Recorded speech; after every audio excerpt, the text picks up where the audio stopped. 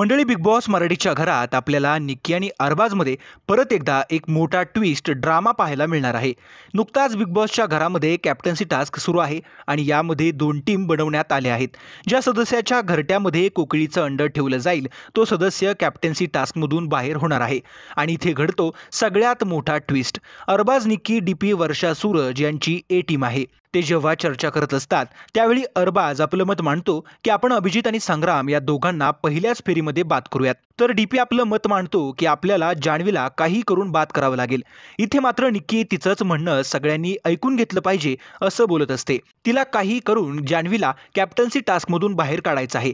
पण इथे अरबाज मात्र संग्राम आणि जान्हवी बरोबर डील करतो की तुम्ही दोघं पहिल्या राऊंडमध्ये मला बाहेर काढू नका, मी देखील तुम्हाला बाहेर काढणार नाही. पण निक्की अरबाजला मी जे बोलते तेच ऐक, नाहीतर मी देखील माझा गेम खेळेल अशी धमकी देते.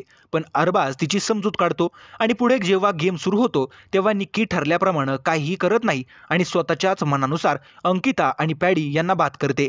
त्यामुळे डीपी मात्र चांगला संतापतो आणि अरबाज आता आपला प्लॅन फेल होणार यामुळे निक्कीवर प्रचंड नाराज होतो.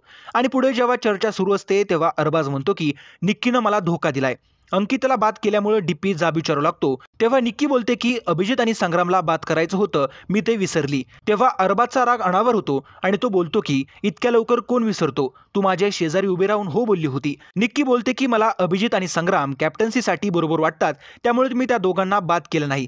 आणि यानंतर अरबाज परत एकदा वस्तूची आदळआपट करत तोडफोड करायला सुरुवात करतो. मंडळी, एकंदरीत या खेळामध्ये निक्कीनं तिला जे वाटतंय तेच केलं आहे.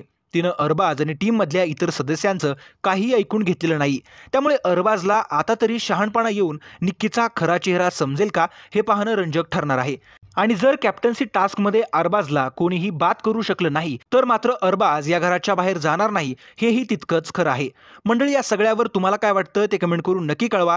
बिग बॉस मराठीचे अपडेट पाहण्यासाठी चॅनलला सबस्क्राईब करा.